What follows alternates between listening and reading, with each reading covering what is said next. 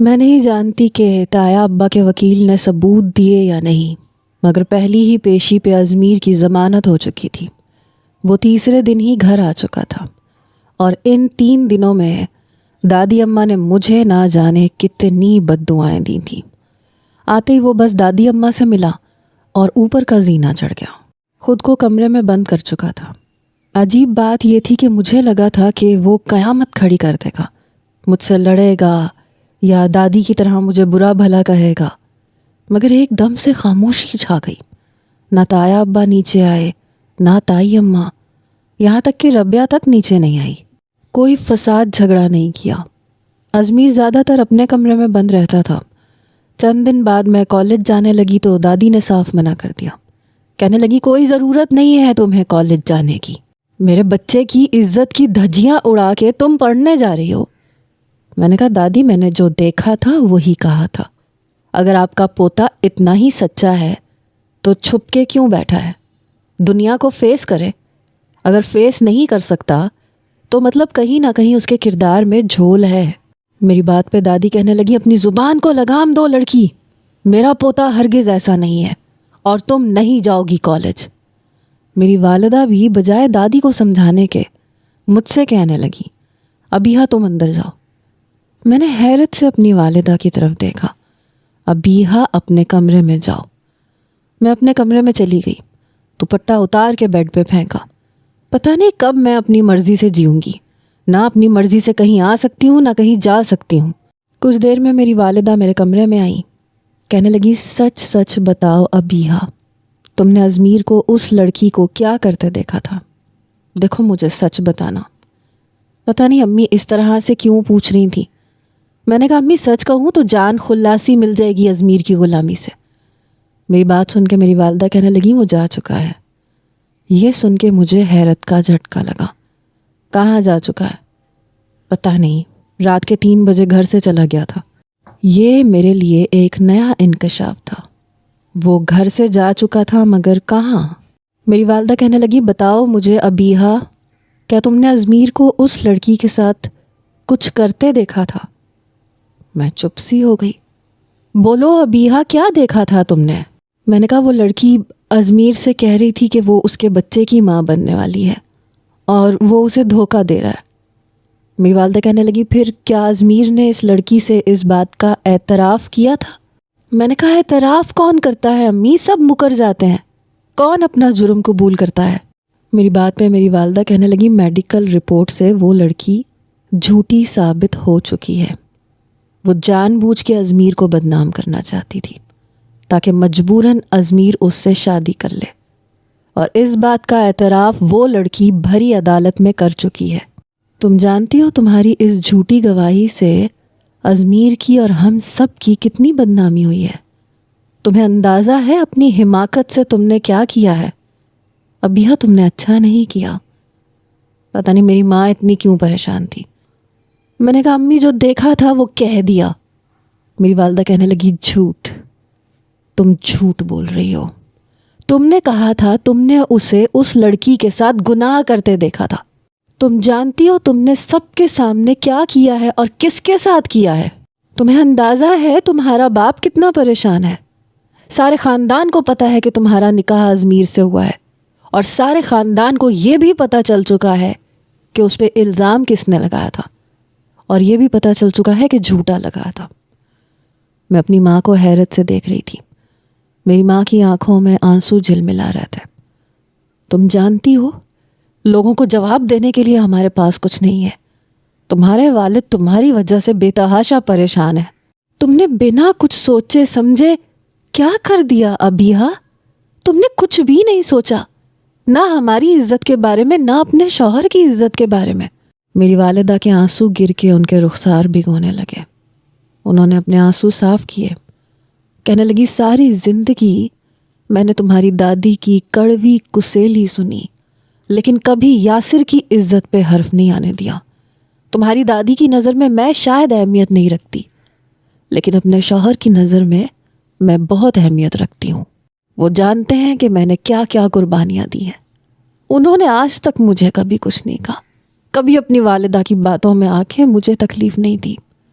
ٹھیک ٹھیک ہے تمہیں ازمیر پسند نہیں تھا، شادی سے پہلے مجھے بھی یاسر پسند نہیں تھے، لیکن شادی کے بعد ان کی محبت، ان کی چاہت پا کے میرا ذہن بدل گیا تھا۔ مجھے یہ بتاؤ کتنے فیصد لڑکیاں ہیں ہمارے معاشرے میں جن کی پسند سے شادی ہوتی ہے؟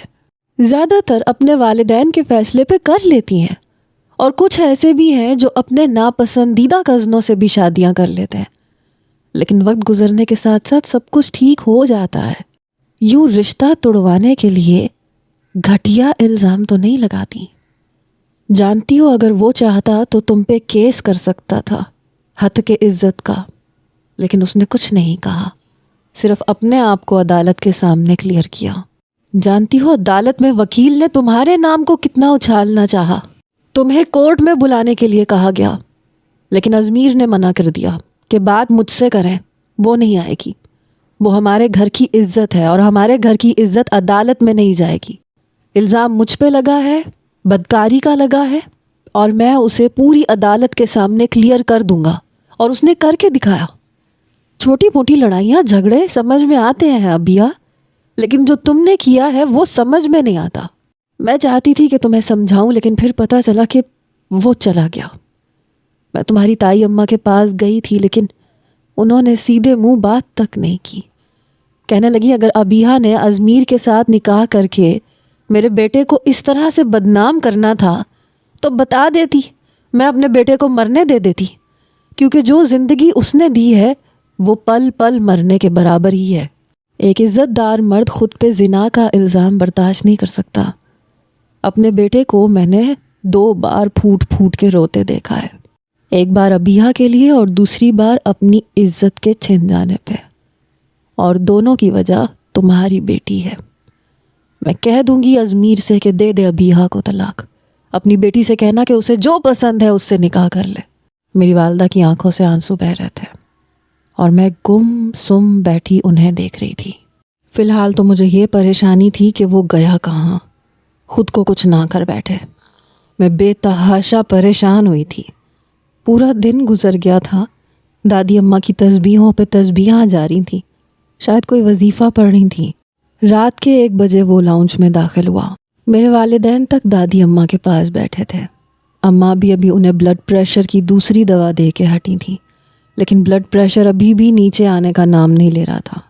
ازمیر کو دیکھ کے کہنے لگی میرے بچے ادھر آ میرے پاس، کہاں گیا تھا تو، کل رات سے غائب ہے۔ وہ کچھ دیر تک دادی اماں کے پاس بیٹھا رہا۔ میں اپنے کمرے کے دروازے پہ ہی کھڑی تھی۔ پتہ نہیں کیوں مجھے اپنے اندر شرمندگی محسوس ہو رہی تھی۔ میں نے بنا سوچے سمجھے یہ سب کچھ کر دیا تھا۔ کہنے لگا بس ایسے ہی دماغ گھوم گیا تھا، دوستوں میں چلا گیا تھا۔ دادی مجھے نیند آ رہی ہے، آپ میری فکر مت کیا کریں، میں نے کہاں جانا ہے، یہیں رہنا ہے، یہ کہہ کے وہ اوپر چلا گیا۔ ایک طلاق یافتہ لڑکی کی معاشرے میں کیا عزت ہوتی ہے یہ میں اچھے طریقے سے جانتی تھی۔ ہاں اگر نکاح نہ ہوا ہوتا، بات صرف منگنی تک ہوتی تو بات اور تھی، اور پھر غلطی بھی میری تھی۔ نیلوفر نے فون کر کے مجھے بہت باتیں سنائی کہ تم نے بنا سوچے سمجھے رانیہ کا ساتھ دیا، حالانکہ ہم سب جانتے تھے کہ سر اس کے آئیڈیل ہیں اور وہ ایک جذباتی لڑکی ہے۔ جانتی ہو عدالت میں اس نے اپنے جرم کا اعتراف کیا ہے، کیونکہ اسے نہیں پتا تھا کہ بات اتنی بڑھ جائے گی۔ اسے لگا تھا کہ سر اپنی عزت بچانے کے لیے اس سے نکاح کر لیں گے، لیکن جب کیس ہوا، بات اس کے والدین تک پہنچی تو اس کے ہوش ٹھکانے آئے۔ اس نے خود اعتراف کیا ہے کہ اس نے یہ سب کچھ سر کو پانے کے لیے کیا تھا، جھوٹا الزام لگایا تھا۔ افسوس تم پہ ہے ابیہ کہ تم نے بنا سوچے سمجھے سر پہ الزام لگا دیا۔ اب تو مجھے بھی افسوس ہونے لگا تھا، اس لیے شام کے ٹائم میں اوپر کمرے میں گئی، کیونکہ وہ آج کل کالج نہیں آ رہا تھا، اپنے کمرے میں بند رہتا تھا، اس لیے میں شام کے وقت اوپر چلی گئی۔ تائی اماں اور ربیہ لاؤنج میں بیٹھی باتیں کر رہی تھیں۔ مجھے دیکھ کے تائی اماں کے ماتھے پہ بل پڑے۔ ربیہ اٹھ کے باورچی خانے میں جانے لگی۔ میں نے ربیہ کو پکارا، میں نے کہا میری بات سنو، لیکن اس نے کوئی جواب ہی نہیں دیا۔ تائی اماں کہنے لگی اب کیوں آئی ہو تم یہاں پہ؟ کیا کوئی اور الزام رہ گیا ہے میرے بیٹے پہ لگانے کے لیے؟ غلطی کر لی اس نے جو اس نے تم سے نکاح کر لیا۔ میں تائی اماں کے پاس جا کے بیٹھ گئی۔ تائی اماں مجھے معاف کر دیں، مجھے واقعی اندازہ نہیں تھا کہ یہ سب ہو جائے گا۔ غلطی میری تھی، اس لیے معافی مانگنے پہ مجھے کوئی شرمندگی نہیں تھی۔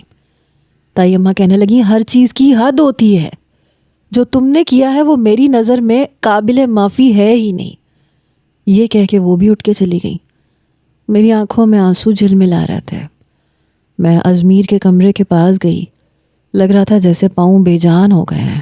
میں نے دروازے پہ دستک نہیں دی، ہلکا سا دروازہ کھولا۔ پورا کمرہ سگریٹ کے دھوئیں سے بھرا ہوا تھا۔ وہ صوفے پہ بیٹھا سگریٹ پی رہا تھا۔ مجھے دیکھ کے اس نے اپنا رخ بدل لیا۔ ابیہا جاؤ یہاں سے، لیکن میں پھر بھی اس کے پاس آئی۔ ازمیر میری بات سنو۔ اس نے سگریٹ ایش ٹرے میں بجھایا۔ تم نے سنی تھی میری بات؟ میں نے کہا تھا نا میری بات سن لو، لیکن تم نے نہیں سنی۔ تمہارا جو جی میں آیا تم نے کیا۔ دیکھو اس وقت میں بہت غصے میں ہوں، یہ نہ ہو میرے منہ سے کوئی ایسی بات نکل جائے کہ ساری زندگی تمہیں رونا پڑے، اس لیے جاؤ یہاں سے۔ میری آنکھوں سے آنسو بہنے لگے۔ میں نے کہا تم نے مجھے ڈانٹنا ہے، ڈانٹ لو، میں تمہیں کچھ نہیں کہوں گی کیونکہ میری غلطی ہے۔ Please Izmir, I am sorry. میری بات سن کے وہ اٹھ کے کھڑا ہو گیا، مجھے بازو سے پکڑا، تیز قدم بڑھاتا ہوا اپنے کمرے کے دروازے تک لایا اور مجھے دروازے سے باہر نکال دیا۔ آئندہ میری اجازت کے بغیر میرے کمرے میں مت آنا، یہ کہہ کے اس نے بڑی زور سے دروازہ بند کیا۔ میں رونے لگی، حالانکہ تائی اماں وہیں بیٹھی تھیں لیکن اپنا رخ بدل گئیں۔ ربیہ بھی کچن سے باہر آ کے دیکھنے لگی، لیکن پھر ماتھے پہ بل ڈال کے پھر چلی گئی۔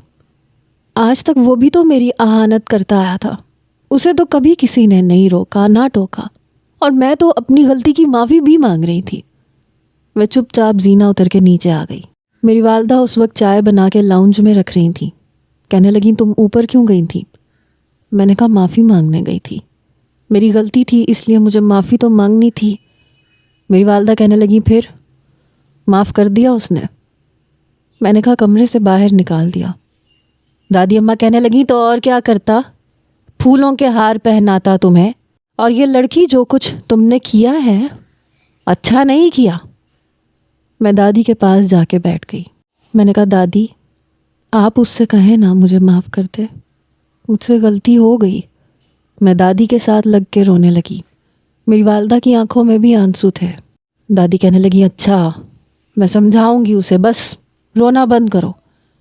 میں اپنے آنسو صاف کرتے ہوئے اپنے کمرے میں چلی گئی، اپنے کالج کی کتابیں اٹھائیں اور پڑھنے لگی، کیونکہ نیلوفر نے بتایا تھا کہ پرنسپل خود کلاس میں آئے تھے، کہہ رہے تھے کہ ہم ازمیر سے بات کر رہے ہیں کہ وہ دوبارہ سے کلاس جوائن کر لے، اور رانیہ کو کالج سے نکال دیا گیا ہے، تو یقیناً وہ کالج دوبارہ سے جوائن ضرور کرے گا۔ اگلے روز جب میں کالج جانے کے لیے باہر جانے لگی تو وہ اپنی بائک اسٹارٹ کر رہا تھا۔ میں اس کے پاس جا کے کھڑی ہو گئی۔ میں نے کہا کیا مجھے کالج تک کی لفٹ مل سکتی ہے؟ اس نے میری طرف دیکھا تک نہیں، اپنی بائک پہ بیٹھا، بائک اسٹارٹ کی اور چلا گیا۔ اس کی یہ بے رخی مجھے اندر سے کھل رہی تھی۔ ایک بار کہہ دیتا ابیہا تمہیں معاف کر دیا، بات ختم ہو جاتی۔ میں نے بھی تو اسے کئی بار معاف کیا تھا، کیا نہیں کیا تھا؟ اس نے پوری کلاس کے سامنے مجھے اتنی زور سے اسکیل مارا تھا، مجھے ڈانٹا تھا، لیکن اس کے معافی مانگنے میں نے ایسا تو نہیں کیا تھا۔ میں بس کے ذریعے سے کالج پہنچ گئی۔ کلاس بھی کچھ لیٹ ہو چکی تھی، اور آج پہلی کلاس اسی کی تھی۔ جب میں کلاس کے سامنے کھڑی ہوئی تو صرف 5 منٹ لیٹ تھی، اور وہ بھی بس کی وجہ سے لیٹ ہوئی تھی۔ وہ کلاس میں کھڑا تھا، لیکچر دے رہا تھا۔ میں نے کہا میں آئی کم ان سر؟ اس نے ایک نظر مجھے دیکھا، کہنے لگا نو، باہر کھڑی رہیں۔ میں نے کہا سر وہ بس لیٹ ہو گئی تھی، میرا قصور نہیں ہے۔ وہ کہنے لگا میں نے یوں اجازت دینی شروع کر دی تو آدھی سے زیادہ لڑکیاں آدھی کلاس ختم ہونے کے بعد آیا کریں گی۔ جائیے مس ابیہا باہر جا کے کھڑی ہو جائیں۔ بنا میری طرف دیکھے اس نے یہ بات کہی۔ پوری کلاس کے سامنے مجھے باہر کھڑا ہونا پڑا۔ شاید مجھے سزا دے رہا تھا، ہمیشہ سے سزا ہی تو دیتا آیا تھا، لیکن اس بار شاید میرا قصور بہت بڑا تھا۔ جب اس کی کلاس ختم ہوئی تو تیزی سے کوریڈور سے گزر کے چلا گیا۔ میں واپس گھر آئی تو میری والدہ کھانا بنا رہی تھیں۔ چپ چاپ میں نے ہاتھ دھوئے، کپڑے بدلے، جب باہر آئی تو ازمیر اوپر کا زینہ چڑھ رہا تھا۔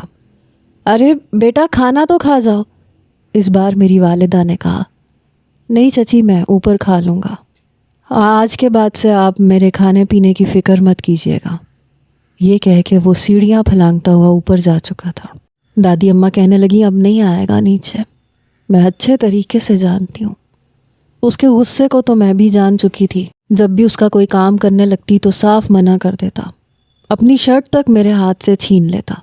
رابعہ استری کر دے گی، اور تم اوپر کیوں آئی ہو، کس کی اجازت سے آئی ہو، جاؤ نیچے جاؤ، سب کے سامنے کہہ دیتا تھا، جیسے میری اپنی کوئی عزت ہی نہ ہو۔ نیچے دادی میری جان کو آئی رہتی تھی کہ جاؤ جا کے اس کے کام کرو، اسے منانے کی کوشش کرو۔ کیسے مناتی؟ پتہ نہیں میں کس مصیبت میں پھنس گئی تھی۔ چھوٹی تائی اماں ذکی بھائی کی شادی کر رہی تھیں، اس لیے کہہ رہی تھی کہ رضی کی بھی ساتھ ہی کر دیں۔ اسی سلسلے میں وہ ہمارے گھر آئی ہوئی تھیں، دادی کے پاس بیٹھی تھیں۔ بڑی تائی اماں کو بھی نیچے آنا پڑا۔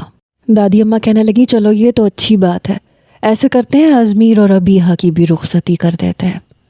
تائی اماں کہنے لگی ازمیر تو ابھی رخصتی کرنے کے موڈ میں بالکل بھی نہیں ہے، وہ کہتا ہے چند سال تک رخصتی نہیں کروں گا۔ چھوٹی تائی اماں کہنے لگی یہ کیا بات ہوئی، کچھ مہینے پہلے جب نکاح ہوا تھا تب تو اسے رخصتی کی بڑی جلدی تھی۔ تائی اماں کہنے لگی مجھے نہیں پتا، جب کرنی ہوگی تو کر لے گا، اب میں اپنے بیٹے کے ساتھ زبردستی تو نہیں کر سکتی۔ رضی کہنے لگا یہ اچھی ہے آپ کی تائی اماں، کل تک ازمیر بھائی کی زبردستی کا نتیجہ یہ تھا کہ ابیحہ سے ان کا نکاح ہو گیا، کل تک تو وہ مرنے مرانے پہ آئے ہوئے تھے، آج انہیں رخصتی نہیں کرنی۔ دادی اماں سے کہاں برداشت تھا، فوراً سے کہنے لگی رضی تم اپنا منہ بند رکھو، بڑا بھائی ہے تمہارا۔ وہ کہنے لگا ٹھیک ہے، میں نے کب انکار کیا ہے۔ پھر اٹھ کے باورچی خانے میں میرے پاس آ گیا۔ میں سب کے لیے چائے بنا رہی تھی، ساتھ میں اپنے آنسو صاف کر رہی تھی۔ میں نہیں جانتی تھی کہ رضی میرے بالکل پیچھے کھڑا ہے۔ کہنے لگا کیا کر رہی ہو لڑکی؟ میں نے برجستہ پلٹ کے دیکھا، پھر اپنے آنسو صاف کرنے لگی۔ میں نے کہا کچھ نہیں، بس چائے بنا رہی تھی۔ شاید وہ میری آنکھوں کی نمی کو دیکھ چکا تھا، فوراً سے میرے بازو پکڑ کے مجھے سیدھا کیا۔ کہنے لگا رو کیوں رہی ہو؟ وہ صرف میرا کزن نہیں تھا، بچپن سے ابھی تک اپنی ہر بات میں اس سے کرتی آئی تھی، اس لیے میں رونے لگی، چاہ کے بھی اپنے آنسوؤں پہ اختیار کھو چکی تھی۔ اس نے میرے آنسو صاف کیے۔ ابیحہ کیا ہوا تمہیں؟ میں نے کہا میں اتنی منتیں کر چکی ہوں اس کی، مان کے ہی نہیں دے رہا، مجھ سے بات تک نہیں کر رہا، میں اپنی غلطی کی کئی بار اس سے معافی مانگ چکی ہوں۔ رضی کہنے لگا تو اتنی منتیں کیوں کر رہی ہو، چھوڑ دو اس کو اس کے حال پہ۔ میں نے کہا نہیں چھوڑ سکتی، سب مجھے برا بھلا کہیں گے، اب تو اماں بھی مجھے باتیں سناتی ہیں کہ مجھے شوہر کی عزت رکھنی چاہیے تھی، میں نے جان بوجھ کے یہ سب نہیں کیا تھا، مجھ سے ہو گیا، کتنی بار اسے سوری کہہ چکی ہوں۔ کہنے لگا اچھا چھوڑو تم رویا مت کرو، پتہ ہے میری کوئی بہن نہیں ہے، اور بچپن سے تمہارے ساتھ رہ کے مجھے کبھی بھی بہن کی کمی محسوس نہیں ہوئی، اسی لیے اب تمہارے آنسو دیکھ کے تکلیف ہو رہی ہے، خوش رہا کرو۔ یہ کہہ کے رضی میرے سر پہ ہاتھ رکھ کے جا چکا تھا۔ میں کیسے خوش رہتی؟ ایک تو زبردستی مجھے اپنے ساتھ ایک اٹوٹ بندھن میں وہ باندھ چکا تھا، اور اب اتنی بے رخی، پہلے اتنی اہمیت دیتا تھا اور اب بالکل لا تعلق سا ہو گیا تھا۔ بہرحال باہر ایک بحث چھڑ چکی تھی۔ میں چائے رکھ رہی تھی تو چھوٹے تایا ابا کہنے لگے ازمیر کی ایک بات ہم نے مان لی، اماں دوسری بات آپ اس سے منوائیں، جب نکاح کر لیا تو رخصتی کرنی پڑے گی۔ تبھی وہ باہر آیا، کہنے لگا کیا ہو گیا چچا؟ میں کہیں بھاگا تو نہیں جا رہا ہوں، کر لوں گا رخصتی، ویسے بھی آپ کی بھتیجی نے رخصتی کی جو شرائط رکھی تھیں میں ابھی ان پہ پورا نہیں اترتا، ابھی بھی مجھے اپنے غصے پہ کنٹرول نہیں ہے۔ میں کہہ رہا ہوں نا کہ جب آپ کی بھتیجی کی شرائط پوری ہو جائیں گی تو رخصتی کروا لوں گا، ٹینشن لینے کی ضرورت نہیں ہے کسی کو۔ میری ہی باتوں پہ وہ مجھے ہی پھنسا کے جا چکا تھا۔ چائے کا کپ اٹھا کے اوپر کا زینہ چڑھ گیا، جیسے بات کو ختم کر چکا۔ تائی اماں کہنے لگی ٹھیک ہی تو کہہ رہا ہے، ابیحہ نے ہی تو شرطیں رکھی تھیں، میری بیٹی ربیہ جیسی تھوڑی ہے، ماں باپ نے جو کہا اسی کو پلو سے باندھ لیا۔ اس بات پہ رضی نے ضرور تائی اماں کو غصے سے دیکھا تھا۔ کہنے لگا لیکن میں ازمیر بھائی کی طرح زبردستی کا قائل نہیں ہوں چچی، میں نے تب بھی کہا تھا اور اب بھی کہہ رہا ہوں، ربیہ کی مرضی معلوم کر لیں، کیونکہ ہمارے خاندان میں صرف ایک ہی شخص کی مرضی کی اہمیت ہے، باقی سب پہ تو رشتے مسلط کیے جاتے ہیں۔ دادی اماں کہنے لگی تم کیا بحث لے کے بیٹھ گئے ہو؟ ارے ربیہ کی مرضی شامل ہے، مجھے پتہ ہے، اب بحث مت کرو۔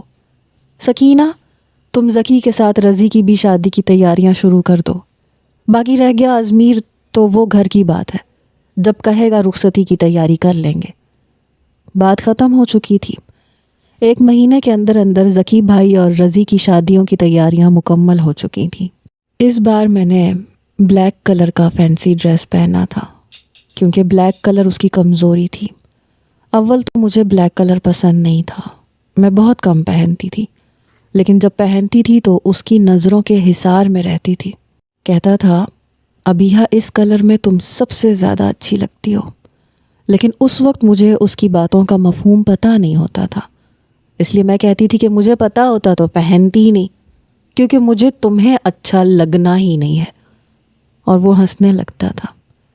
ایسا تو ممکن ہی نہیں ہے، حالانکہ بارات پہ سب لڑکیوں نے مختلف رنگوں کے کپڑے پہن رکھے تھے، لیکن میں نے کالا لباس پہنا تھا۔ تیار بھی بہت ہوئی تھی، بال بھی کھلے چھوڑ رکھے تھے، مگر مجال ہے کہ اس نے ایک نظر بھی مجھ پہ ڈالی ہو۔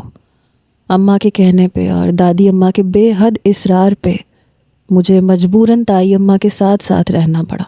تائی اماں اور کوئی کام ہے تو بتائیں۔ ارے نہیں بی بی کوئی کام نہیں ہے، روکھا سا جواب دے کے وہ میرے پاس سے اٹھ کے چلی گئی۔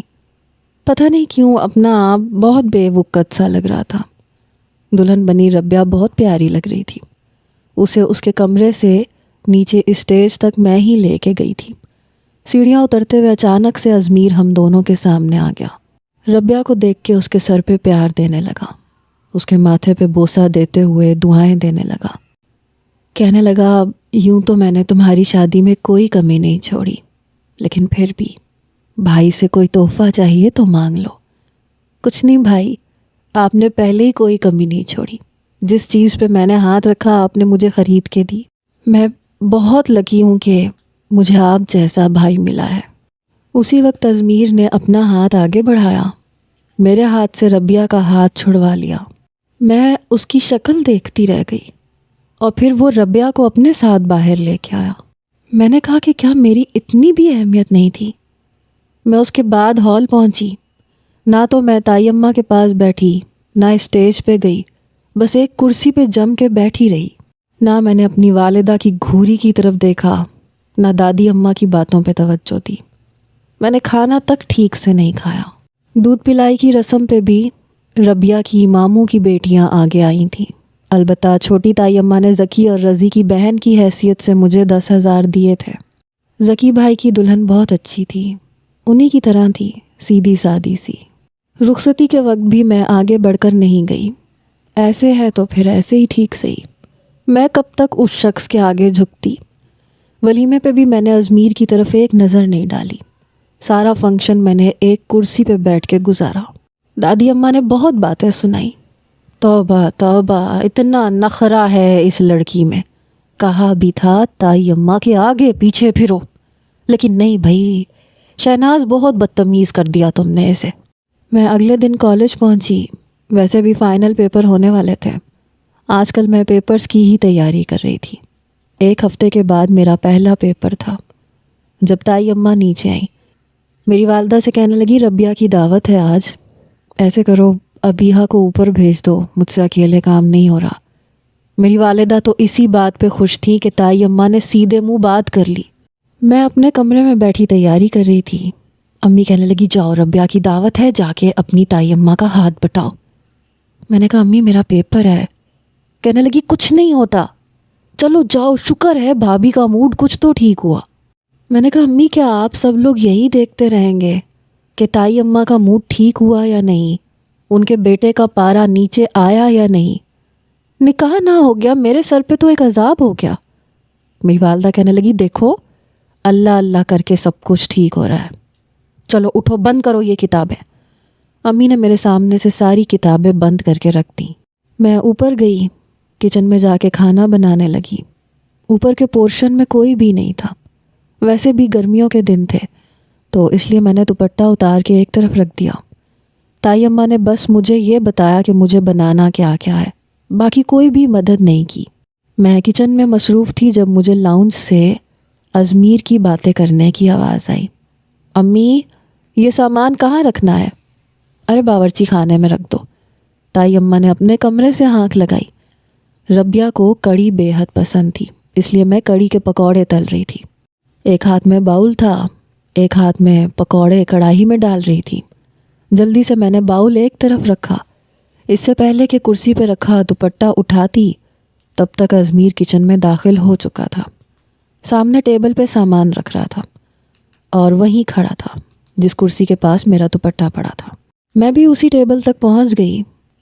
उसने एक नज़र मेरी तरफ डाली। मैंने कहा, वो मेरा दुपट्टा। मैंने दुपट्टे की तरफ इशारा किया। कहने लगा, ओह आई एम सॉरी, मुझे नहीं पता था कि तुम किचन में हो। तुम्हारा तो वैसे भी मुझसे पर्दा है। मेरा दुपट्टा उठा के उसने मेरे गले में डाल दिया। फिर कहने लगा, नहीं याद आया, तुम्हारी नज़र में तो मैं कैरेक्टरलेस किस्म का लड़का हूँ, तो तुम्हें तो अपनी इज्जत का ख़तरा है ना मुझसे, कि कहीं तुम्हें बिना दुपट्टे के देखूंगा तो ना जाने तुम्हारे साथ क्या कर बैठूं। उसके तंज के निश्तर शुरू हो चुके थे। अज़मीर, मैंने ऐसा कुछ नहीं कहा और ना मैं तुम्हारे बारे में ऐसा सोचती हूँ। कहने लगा, नहीं, सोचती तो तुम बहुत कुछ हो। तुम्हारी सोच मैं अच्छे तरीके से जान चुका हूँ। एक्चुअली तुम जैसी नॉवल लवर लड़कियाँ इस किस्म के एडवेंचर्स को बहुत इन्जॉय करती हैं जो पिछले दिनों तुमने मेरे साथ किया है। मैं फिर से शर्मिंदा हुई। अज़मीर, I am sorry. Sorry for what Abiha? अरे मैं सच कह रहा हूँ, बहुत बुरा हूँ मैं, मुझसे बच के रहा करो, कहीं रानिया की तरह तुम्हारी भी इज्जत को तार तार ना कर दूँ। फिर ताई अम्मा को बुलाने लगा। अम्मी अम्मी कह के पुकारने लगा। कुछ देर में ताई अम्मा किचन में आ गई। कहने लगा, क्या करती हैं आप? अरे अकेली लड़की को आपने किचन में काम पे लगा रखा है, इसके साथ खड़ी होना। आपको नहीं पता आपके घर में एक कैरेक्टरलेस लड़का रहता है, किसी की भी इज्जत को बर्बाद कर सकता है। मैं चाह के भी अपने आंसू रोक नहीं पाई। मैंने अपने आंसू साफ किए, सिंक से अपने हाथ धोए। किचन से बाहर जाने लगी तो उसने मेरा बाजू पकड़ के मुझे अपने सामने खड़ा किया। जा रहा हूँ मैं यहाँ से, इस घर की बहू हो ना तुम, तो चलो शाबाश, बहू होने के फ़र्ज़ निभाओ। ये कह के मेरा हाथ छोड़ के चला गया। ताई अम्मा भी मुझे गुस्से से देखती हुई किचन से बाहर निकल गई। आंसू बहाते हुए मैंने बाकी का तमाम काम किया। सब कुछ बनाने के बाद मैं अपने पोर्शन में चली गई। अपने कमरे में बैठ के रोने लगी। किस चीज़ की सज़ा दे रहा था मुझे? ठीक है, मैंने जो किया गलत फहमी में कर दिया, माफ़ी भी तो मांगी, वो उसे नज़र नहीं आ रहा। अब ये सारी ज़िंदगी मेरे साथ ऐसे ही करता रहेगा। मैं कमरे में आई तो अम्मा कहने लगी, जल्दी से तैयार हो जाओ, हमारा खाना भी ऊपर ही है। मैं तैयार होके ऊपर आई। तब तक रबिया और छोटी ताई अम्मा और बाकी सब भी आ चुके थे। यूँ तो रबिया बहुत प्यारी लग रही थी, लेकिन काफ़ी चुप चुप सी थी। उसके चेहरे पे वो मुस्कुराहट नहीं थी जो हमेशा सजी रहती थी। बड़ी खामोशी से रज़ी के बराबर में बैठी हुई थी। हालांकि बहुत खूबसूरत जोड़ा पहन रखा था। ज़की भाई की बीवी भी बहुत प्यारी लग रही थी। उन दोनों के चेहरे पे मुस्कुराहट थी, अलबत्ता रज़ी ना तो मुस्कुरा रहा था और ना ही रबिया। खाने का पहला नवाला लेते ही रज़ी ने मेरी तरफ देखा। आज का खाना लग रहा है अबीहा ने बनाया है। मैंने कहा, तुम्हें कैसे पता? कहने लगा, तुम्हारे हाथ का जायका ही इतना लाजवाब है, पहले नवाले से पता चल जाता। मैं मुस्कुराने लगी। कहने लगा, अपनी कज़न को भी कुछ सिखा देना था। तौबा है, चाय तक नहीं बनानी आती। ताई अम्मा, आपने ही कुछ सिखाना था ना इसे, ऐसे मुंह उठा के आपने शादी कर दी। पकड़ के शादी करवाने का बहुत शौक था आपको। अरे अपनी बेटी को 4 गुण भी सिखाने चाहिए थे। अब अबीहा को ही देख लें, रबिया से 1 साल छोटी है। ये पूरा टेबल उसने सजा के रख दिया। फिर मेरी वालिदा से कहने लगा, चाची आपने बहुत अच्छी तरबियत की है अबीहा की। ताई अम्मा की तो लॉटरी निकल आई। पता नहीं क्यों, लेकिन ताई अम्मा के साथ साथ अज़मीर का भी मुंह बना। चलो बेगम साहिबा, اب میری پلیٹ میں کھانا تو ڈال دو، کیا اتنا بھی سلیقہ نہیں آتا تمہیں؟ توبہ ہے، میں تو تنگ آ گیا ہوں، رضی نے ربیہ سے کہا۔ سب کے سامنے شاید اسے اپنی انسلٹ فیل ہونے لگی تھی۔ کہنے لگی ایسی بھی کوئی بات نہیں ہے۔ جلدی سے اس نے باؤل پکڑا اور رضی کی پلیٹ میں کڑی ڈالنے لگی، لیکن پتہ نہیں کیوں اس کے ہاتھ کپ کپا رہے تھے، اس لیے کڑی آدھی رضی کے سوٹ پہ گر گئی اور آدھی اس کی پلیٹ میں۔ اوہ یو نان سینس!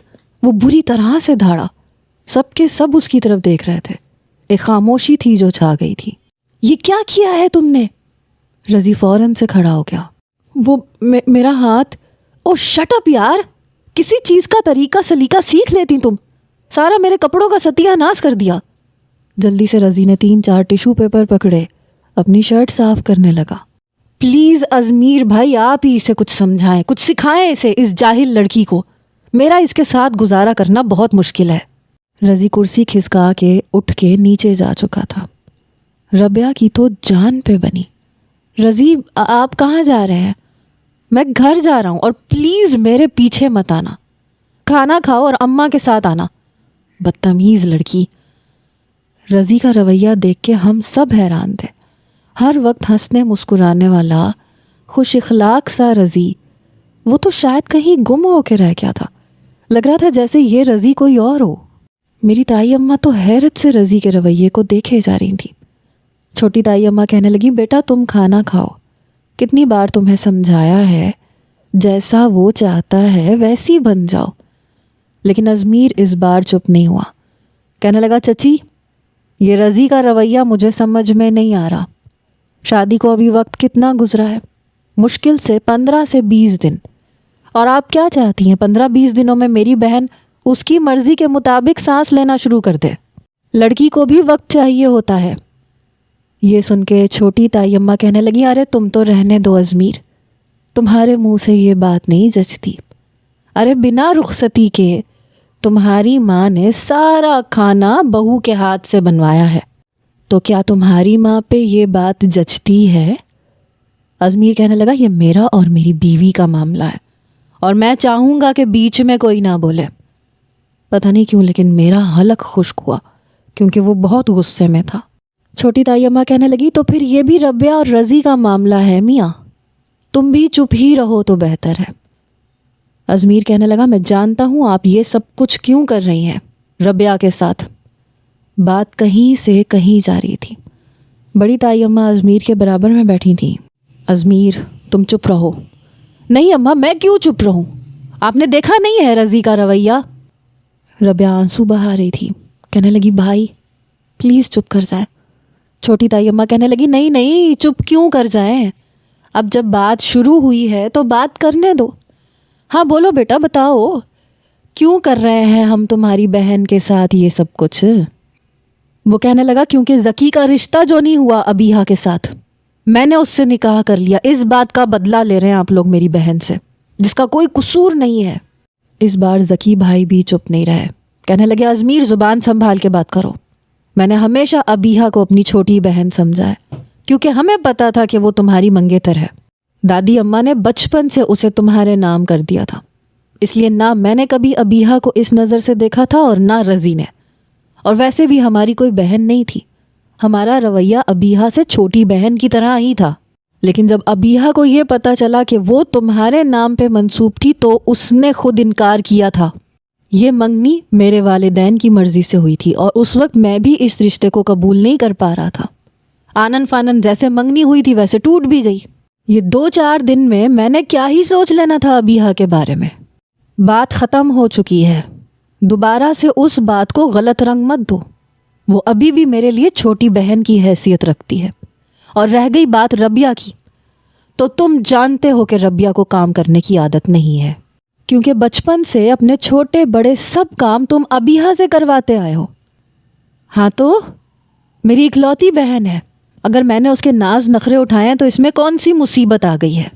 ذکی کہنے لگا، یہی بات میں بھی کہہ سکتا ہوں، ابیہا بھی اکلوتی ہے، تو کیا تم نے کبھی اس کے ناز نخرے اٹھائے ہیں؟ تم ہمیشہ اس سے اپنے مطابق کام کرواتے رہے، تاکہ کل کو جب وہ تمہارے گھر آئے تو تمہیں کوئی مشکل پیش نہ آئے۔ اور اگر آج رضی ربیہ کو اپنے مطابق بنانا چاہتا ہے تو تمہیں تکلیف ہو رہی ہے۔ آج پہلی بار رضی نے اپنی مرضی سے ہٹ کے تمہیں ازمیر بن کے دکھایا تو تم سے برداشت نہیں ہو رہا۔ ازمیر پہلے اپنے گریبان میں جھانک کے دیکھو کہ تم کیا ہو۔ زبردستی دوسروں پہ اپنا حق جمانے سے تم کسی کے دل کے مکین نہیں بن سکتے، اس کے لیے محبت کا بیج بونا پڑتا ہے۔ رضی ابیہا سے ویسی ہی محبت کرتا ہے جیسی تم ربیہ سے کرتے ہو۔ جیسے تم سے اپنی بہن کے آنسو نہیں برداشت ہو رہے، رضی سے بھی ابیہا کی آنکھوں میں آنسو برداشت نہیں ہوتے، جو آج کل تمہاری وجہ سے وہ بہا رہی ہے، تمہارے رویے کی وجہ سے رو رہی ہے، لیکن تمہیں اس کے آنسوؤں کی پرواہ کبھی نہیں ہوگی۔ ہو گئی اس سے غلطی، معافی بھی مانگ رہی ہے نا تم سے۔ تم نے معاف کیا ہے کیا تم نے کبھی کوئی غلطی نہیں کی؟ کیا کوئی زیادتی نہیں کی ابیہا کے ساتھ؟ اس بار ازمیر لاجواب ہوا۔ ذکی بھائی کہنے لگے قصور ہماری دادی کا ہے، ان کو چاہیے تھا تمام پوتے پوتیوں کو یکساں اہمیت دیتی، زیادہ اہمیت یا تو ربیہ کو ملی یا پھر تمہیں۔ اور جانتے ہو اس کا نقصان کیا ہوتا ہے؟ اس کا نقصان یہ ہوتا ہے کہ باقی کے کزنز کے دل میں ان کزنز کے لیے کدورت بڑھنا شروع ہو جاتی ہے جنہیں خواہ مخواہ زیادہ اہمیت مل رہی ہوتی ہے، اور یہ فساد کی اصل وجہ ہے۔ اور پھر ہماری دادی نے شادی بھی آپس میں ہی کرنی تھی، تو یہ سب تو ہوگا۔ دادی ابھی تو شروعات ہے، آپ دیکھیں کیسے الٹ پلٹ کے آپ کو جواب ملتے ہیں۔ یوں ہی تو نہیں کہا گیا کہ انصاف سے کام لینا چاہیے، میانہ روی سے چلنا چاہیے۔ ذکی کی بات پہ سب چپ تھے۔ چھوٹی تائی اماں ٹھیک سے کھانا کھائے بغیر ہی اٹھ کے کھڑی ہو گئیں۔ اٹھو ذکی، اچھی عزت کروا لی ہم نے۔ پھر جب جانے لگیں تو ربیہ سے تائی اماں کہنے لگیں، بیٹا ابھی یہیں رکو، کام سیکھ لو جیسے ابیہا نے سیکھے ہیں۔ جب تم میرے رضی کے مطابق بن جاؤ تو آ جانا، بلکہ میں خود لینے آ جاؤں گی، رضی کو بھی ساتھ لے آؤں گی۔ ربیہ رونے لگی، چچی میں یہاں نہیں رہوں گی، مجھے ابھی جانا ہے آپ کے ساتھ۔ میرا کیا قصور ہے؟ بھائی کی غلطی کی سزا میں کیوں بھگتوں؟ ارے نہ بہن، کل کو تیری ماں کہے گی کہ پتہ نہیں میں نے تمہارے اوپر کون سے ظلم کے پہاڑ توڑ دیے، یا میرا بیٹا پتہ نہیں تمہارے ساتھ کون سی زیادتیاں کرتا ہے۔ وہ کہنے لگی کوئی زیادتی نہیں ہوتی میرے ساتھ، سن لیا آپ سب لوگوں نے۔ وہ زبردستی چھوٹی اماں کے ساتھ چلی گئی کیونکہ اسے رضی کو منانا تھا۔ ازمیر اٹھ کے اپنے کمرے میں چلا گیا۔ دادی اماں ہکا بکا بیٹھی تھی۔ میں بھی نیچے چلی گئی اپنے کمرے میں، میرے پیپرز تھے اس لیے پیپرز کے دوران میں اوپر نہیں گئی۔ البتہ پیپرز ختم ہونے کے بعد دادی اماں مجھے کہنے لگی، ابیہا ادھر آؤ میری بات سنو۔ میں نے کہا جی دادی اماں۔ کہنے لگی پرچے کیسے ہوئے تمہارے؟ بڑے پیار سے پوچھ رہی تھی۔ میں نے کہا بہت اچھے ہوئے۔ کہنے لگی وہ رات کو تمہارے تایا ابا اور تائی اماں آئے تھے، تمہاری رخصتی مانگ رہے تھے۔ میں نے کہا کیوں؟ اب انہیں رخصتی کا خیال کیوں آ رہا ہے؟ دادی اماں کہنے لگی دیکھو غلطی میری تھی، میں نے ناانصافی کر دی، میں نہیں جانتی تھی کہ میری اس محبت کا نتیجہ یہ نکلے گا۔ بیٹا اگر تمہیں ازمیر پسند نہیں ہے تو میں اپنے سر پہ سے بات ختم کر دیتی ہوں۔ جتنی اہمیت ازمیر کی خوشی اور مرضی کی ہے اتنی تمہاری بھی ہونی چاہیے۔ میں نے کہا دادی بڑی جلدی خیال آ گیا آپ کو میرا نکاح ٹوٹے گا تو کیا بدنامی نہیں ہوگی؟ اب جو ہونا تھا ہو گیا، کر لوں گی میں گزارا آپ کے پوتے کے ساتھ، جیسے رکھے گا رہ لوں گی۔ یہ کہہ کے میں اپنے کمرے میں آ گئی۔ رات کو ازمیر کی کال آ رہی تھی، میں نے فون اٹھایا، کہنے لگا ابیہا آئی ایم سوری۔ میں نے کہا اٹس اوکے۔ کہنے لگا ناراض ہو مجھ سے؟ میں نے کہا نہیں، اتنا حق مجھے کہاں، حق تو صرف تمہیں ہے۔ اپنی بہن پہ بات آئی تو تمہیں میرا احساس ہو گیا، ورنہ نہ جانے تم میری سزا کو کتنا لمبا کر دیتے۔ کہنے لگا اچھا نا یار، ہو گیا نا احساس، لیکن یہ تو سچ ہے نا کہ میں نے تمہیں ٹوٹ کے چاہا ہے۔ تمہاری عزت میں کبھی بھی کوئی فرق نہیں کروں گا۔ رضی نے اچھے طریقے سے سمجھا دیا ہے مجھے کہ بیوی کے ساتھ کس طرح سے رہنا چاہیے۔ اسے صرف جنونی محبت نہیں، اسے عزت چاہیے ہوتی ہے، رسپیکٹ چاہیے ہوتی ہے۔ اچھا پلیز اپنا دل صاف کر لو۔ میں نے کہا سوچوں گی۔ یعنی کہ میں یہ سمجھ لوں کہ شادی کی رات مجھے تمہارے سامنے کان پکڑنے پڑیں گے؟ میں نے کہا ہو سکتا ہے۔ کہنے لگا ٹھیک ہے میں پکڑ لوں گا۔ میں نے کہا میں آگے نہیں پڑھوں گی۔ وہ ہنسنے لگا، کہنے لگا نہیں یہ بات میں نہیں مانوں گا، کالج تو تم جاؤ گی، آگے بھی پڑھو گی۔ میں نے کہا تم بہت برے ٹیچر ہو، تم ڈانٹتے ہو۔ کہنے لگا میں کتنا اچھا ہوں یہ تمہیں 15 دن کے بعد بتاؤں گا، اوکے بائے۔ 15 دن بعد میں رخصت ہو کے اجمیر کے کمرے میں موجود تھی۔ دل کی حالت بڑی عجیب تھی۔ اب تو سب کچھ ٹھیک ہو گیا تھا لیکن پتہ نہیں کیوں پھر بھی ڈر لگ رہا تھا۔ جب وہ کمرے میں آیا تو میں سمٹ کے بیٹھ گئی۔ اس نے کمرے کا دروازہ بند کیا، کنڈی لگائی اور میرے پاس آ کے بیٹھ گیا۔ بہت تنگ کیا نا میں نے تمہیں؟ میں نے اس بات میں سر ہلایا۔ اس نے واقعی میرے سامنے اپنے کان پکڑ لیے۔ I am sorry. میں نے کہا ٹھیک ہے، معاف کیا، کیا یاد کرو گے؟ پھر میرا ہاتھ پکڑ کے مجھے اپنی طرف کھینچا۔ کہنے لگا تمہیں کچھ دکھانا چاہتا ہوں۔ میں نے کہا اب کیا دکھانا ہے تم نے مجھے؟ وہ بیڈ سے کھڑا ہو گیا، میرا ہاتھ ابھی بھی اس کے ہاتھ میں تھا۔ اپنی الماری کے پاس لے گیا، وہاں پہ ایک بہت بڑی اسکیچ بک تھی، میری تصویر بنائی ہوئی تھی اپنی تصویر کے ساتھ۔ کہنے لگا تم یہاں رہتی ہو ابیہا بچپن سے، مجھے محبت جتانی نہیں آتی، ہاں کرنی آتی ہے، تمہیں کر کے دکھا سکتا ہوں۔ ابھی بھی مجھ میں بہت سی برائیاں ہیں، پلیز انہیں تم محبت سے سدھار دینا۔ میں نے اپنا آپ تمہارے حوالے کیا، جیسا چاہو مجھے بنا لو۔ میں ہمیشہ تمہیں یہ کہتا ہوں کہ تمہارے دل پہ میرا حق ہے، لیکن نہیں، اصل میں میرے دل پہ تمہارا حق ہے، اور یہ حق میں نے تمہیں بچپن سے دیا تھا۔ تمہارے دل میں جگہ بنانا ابھی باقی ہے، اور مجھے یقین ہے کہ اپنی محبت سے میں تمہارے دل میں جگہ بنا لوں گا۔ میرا ساتھ دو گی نا؟ میں نے کہا ہاں کوشش کروں گی۔ تھینک یو سو مچ۔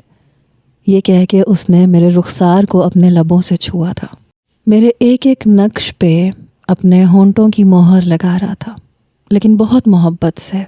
اور پھر کیا ہوا وہ بتاتے ہوئے مجھے بہت شرم آ رہی ہے، اس لیے وہ سب کچھ میں نہیں بتاؤں گی۔